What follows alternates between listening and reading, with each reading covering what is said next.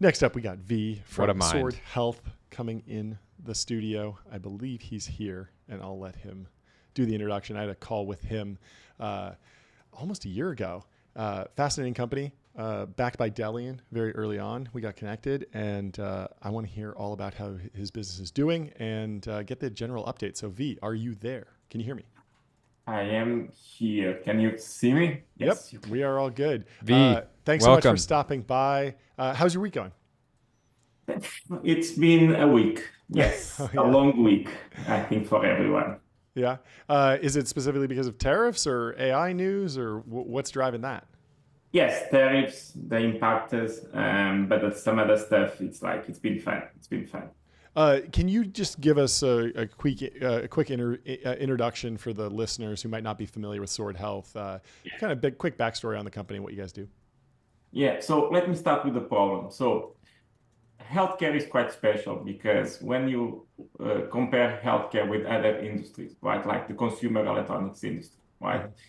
In the last 40 years, you saw penetration of technology in those industries that went like this, right? Mm-hmm. So massive penetration of technology. What happened? So, sorry, my alarm just, What was that? it's my alarm, sorry. Oh, no worries. One second. We have some technical difficulties, folks. Okay, We're I'm working back, through it. sorry. Great. And I was saying that in the last 40 years, there was a massive penetration of technology in the consumer electronics industry, right? What happened to costs? Massive decrease, right? So a television that 40 years ago or 30 years ago would cost $3,500, now costs $500.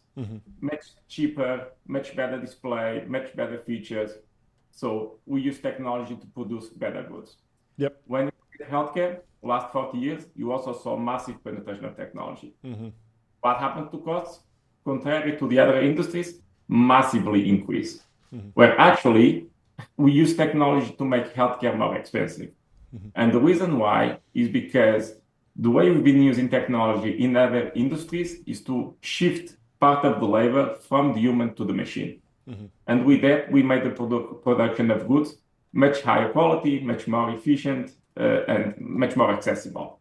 In healthcare, we've been using technology to double down on this 100% labor-intensive model, where before, for you to have an appointment with a physician, you'll go to an hospital or to a clinic, right? Now you can use the technology to do that to a video call, but you are still fully dependent on the human on the other side. Right now, has always been, for you to access healthcare, for 30 minutes, you need 30 minutes of this highly specialized, scarce, and non-scalable human resource, which is the clinician. So what we believe that in order for you to deliver the future of the healthcare world, what you need to do is basically develop technologies and AI that will shift part of the labor from the human to the machine. And with that, you remove barriers in terms of access. And so what we are doing at Sword is really shifting healthcare from that human-first model to that AI-first model. And we're starting with the biggest problem, which is how you deliver care, how you recover patients back to a full life. And so we started with physical pain, we're expanding to pelvic health, and now we are expanding into other verticals of care, really changing how people access care with AI. Can you talk about Jevons paradox was in the news recently, and I'm sure you had a lot of thoughts just because, theoretically as the cost of healthcare declines, we're going to want more of it. There's a lot of care that doesn't happen. For example, in physiotherapy, if it costs, $1 a day, I'm sure people would, be much more eager to use it. But when it's $200 a session or even more than that, so I'm curious. Feels like I'm sure you've seen this playing out, and I'm sure you weren't worried when DeepSeek came out and token costs came crashing down. You probably were like, okay, this is great. We're just going to use a lot more of this. Yeah, and look, the lack of access to high quality, high intensity conservative care, non-invasive care, doesn't decrease costs. Because when you have pain, instead of you are not able to go 3 times per week to a PT clinic for 3 months, and that would solve a problem, right? But what you do next is you go and try to find a silver bullet in the form of surgeries, right? And that's what really skyrockets prices. Just with physical pain in the US, we are spending $560 billion with a B, $billion per year. Wow. right? And the big bulk of that is surgeries which should be replaced with much better outcome for patients, right? And so when you use AI to make the traditional model, which should be the solution, very easily accessible as running water, then you allow patients to get access to high quality care. And then you really decrease costs. Because the problem in healthcare right now, and by the way, this is in the US, but this is all over the world, right? The National Health Service in the UK is suffering the same thing, which is you have very high costs and very low quality and access to care. So in the traditional equation in healthcare, if you want to increase quality of care, you need to hire more people. If you hire more people, you increase costs, but you cannot increase costs because costs are already prohibitive. So what you try to do, you try to reduce costs to remove folks from the equation. What you do, you reduce quality and you basically create massive challenges in terms of access. The only way to really break this paradox is by using AI doing part of the job of the human and then having the clinician in the loop highly scalable in order to be able to bridge the gap between the massive demand and the low level of clinical supply that we have. Yeah. How has your AI thesis around healthcare changed since founding the company, if it's even changed at all? Is what you're seeing today and the sort of roadmap today, been what you expected, or has any sort of like new technology that's been introduced in the last few years sort of changed? Weren't you just talking about AI therapy breakthroughs recently? There was some news I think earlier this week that basically showed that AI therapy in the form of people just talking with LLMs like actually delivers fantastic results, and it's basically free, right? Yeah. And it's like this incredible. It seems like a fantastic add-on if you have a scaled business. You've been in the business for 10 years. You don't have to start from scratch on the customer development journey. Talk to us about that. We actually, in that regard, we did an interesting experiment because we have Phoenix, which is our AI system, based on the sessions that the patients doing at home, preparing the messages for our clinicians to send to patients, right? And so based on, they analyze the session of the patient, and based on that, they can tell you, hey, John, I saw that you did your session perfectly. In the end, you were a little bit exhausted, so I decreased the session a little bit for you to be able to do it without a problem, right? Is the work that our PTs, our clinicians usually do, right? And now, of course, we have LLMs looking at the data and preparing those messages, right? But we were looking at the messages and we had this question mark that do the messages feel like it's an AI creating the messages or do they feel human, right? So what we did was a blind test where we had 50 messages that were written by our clinicians and 50 messages that were written by Phoenix, right? And what we wanted, and then we asked our team to evaluate which messages were from the clinician and which messages were from Phoenix, right? And what we wanted was a 50% randomness where you cannot distinguish which messages are from which Phoenix or clinician. Oh, wow. Like pass the Turing test, basically.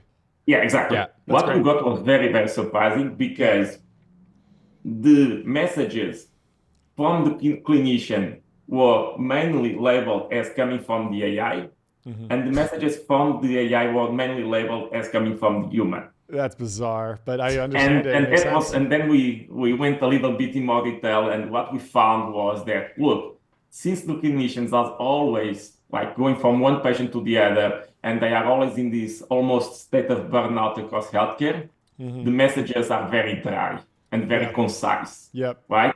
Where the LLM, the messages are very warm, and then also they have this long memory where they can pick up things from 2 weeks ago that you said, right? They can pick up things about stuff that you said that I want to recover because I want to play with my kids and go on hikes, and you said that during the enrollment form. And of course, the human never remembers that, right? And so it's funny because the AI and LLMs make the work of the human, of our clinicians, more human than before. And that's super funny. Can you talk a little bit about AI image generation? It seems pretty far out for what you're doing, but at the same time, I'm just thinking like, if I need to show someone an image of, hey, your knee, I have a diagram of your knee, and this is where, the physical damage is. This is what we're going to be rehabbing. I could imagine even just doing the basic like Studio Ghibli style transfer could just make that whole experience feel a lot less medicinal and a lot more enjoyable and just novel. But have you even started playing with those tools, or is AI image generation still pretty far out on the roadmap? No, so our focus is really on so what we want to do is replicate the experience that you have in a clinic with a clinic, replicate at home with Phoenix, right?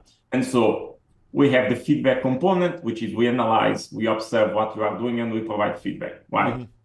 Then the corrective feedback, that's where we are experimenting with that type of layer of imagery layer, because then you can basically say, hey, do the movement like this, right? And or do the movement like that.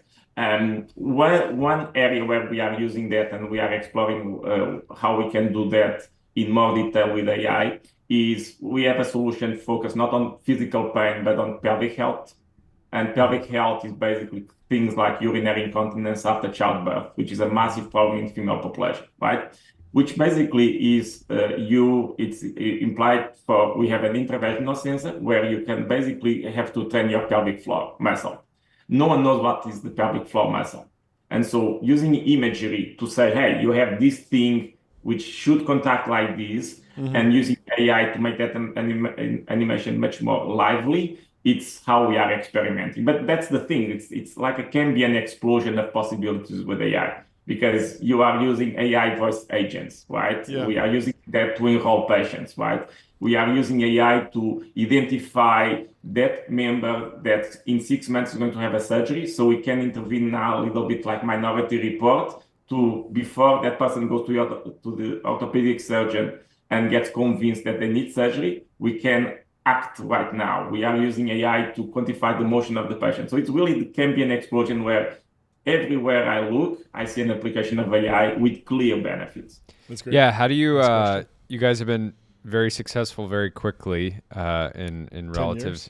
Well, yeah, I'm just exactly. saying. It's an overnight success. Overnight success. Yeah, overnight success. In the sense from a pure revenue ramp, from a revenue ramp standpoint, and what usually when a company ramps revenue really quickly, other people go, hey, that's a good idea. We should do that too. Yeah. How ambitious are you guys as a company? Is the Sword Health 4X Sword, or is it just about running down these opportunities that you're currently tackling?